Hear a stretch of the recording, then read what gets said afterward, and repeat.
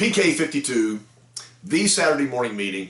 Last week we talked about ROs and talked about being able to prepare yourself for the future, for the winter months, for the slower traffic months. And you know, I don't know. You can't disagree with me. I know that, but it's a lot of effort, and it's a lot easier to come into the dealership every day and just stand outside and wait for an up.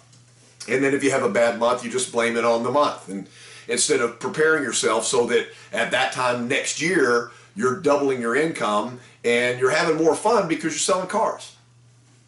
Here's a couple of things that I did that I'm sure you can't get away with. I didn't ask.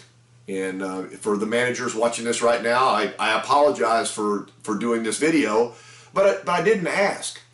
The way I figured is my dealer was counting on me to sell cars to keep the dealership open and to be profitable. As long as I didn't do anything illegal, if I was creative, I got called down on several things. And I was asked not to do them anymore, and at that point in time I chose whether that I was going to listen or not. But my job was to be the #1 salesperson in the dealership, to lead the board every single month, and to make sure that I was so far ahead of everybody else that there was nobody contesting for that #1 spot. There were always people looking to buy a car. Why would they not buy a car at a Toyota store from me? And that was my attitude every month. If you're not #1 on the board and everything, here's some good news, man. There is a goal right in front of you. I found a couple of record drivers in town that did not own the record company. What they did was they made hourly wage picking up cars and taking them to service departments or picking up cars that were totaled on the highway. I gave them a handful of my business cards. I'm not really going to tell you what I promised them back and everything, but record drivers like cash, so you guys figure that out yourself. And so what I did is I would wait for them to give me a call. And a lot of times record drivers get preoccupied. They don't give you a call. So, you know, one guy, his name was Tim. Just tell you his name. Tim would call me 2 or 3 times a year, said, hey, I just picked up a car out here on Farm to Market Road 1799, and the guy drove off into the ditch, and it looks like to me the frame's going to be bent on this. It's going to be a total loss. And he would give me their actual information, and I would call the people and I would do business. Now this was back in the 80s, so there was not as many privacy laws, and I got away with that. In today's market, in a lot of states that you guys are listening to me, you can't do that. You can't just randomly call somebody and say, hey, I know you just wrecked your car. But it doesn't mean that the record driver that comes to your dealership 5 or 6 times a week can't hand somebody a business card and said, Casey Nix is a guy down there at ABC Toyota, and he specializes in people that have had accidents in their cars, and he'll represent you, try to get you all the money you can from your insurance company. You know, a Tacoma books out at X, but ain't nobody in America buying a Tacoma at X. You know, we're paying $1,000, $2,000 in premium just to be able to get these cars in our inventory. Then the insurance company needs to comply with that and pay that customer that premium on a claim.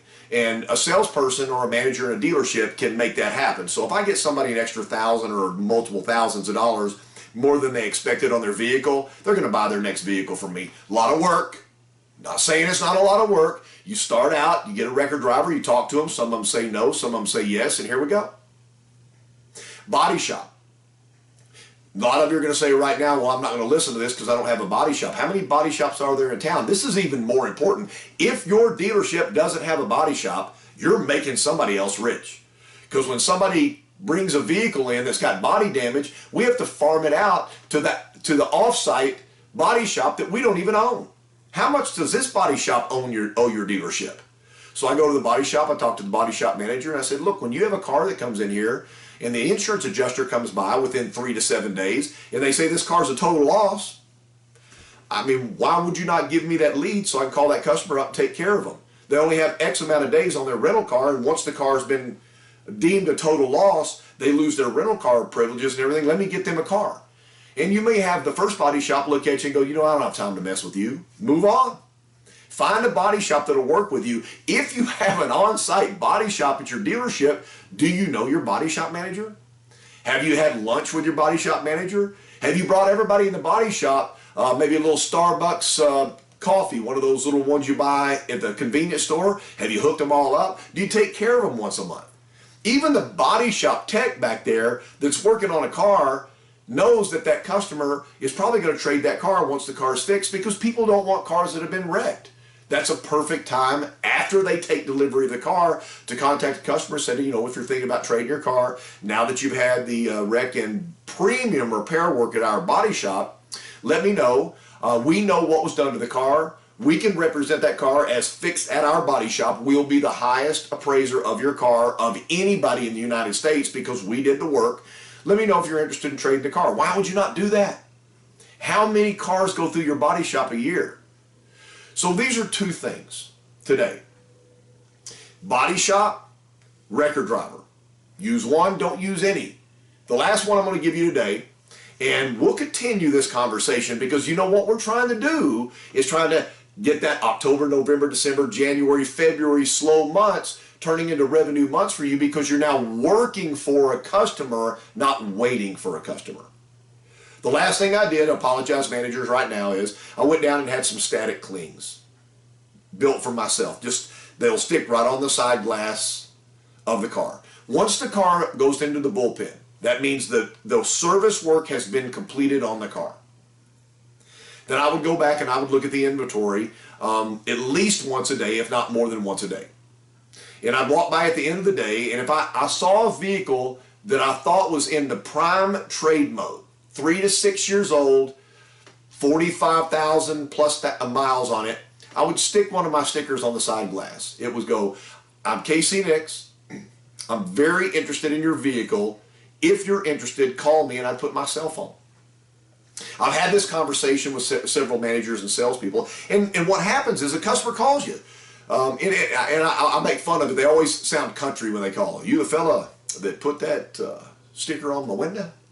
And I would go, did you call the number on the sticker? And they go, oh, yes. I said, then I'm the fella.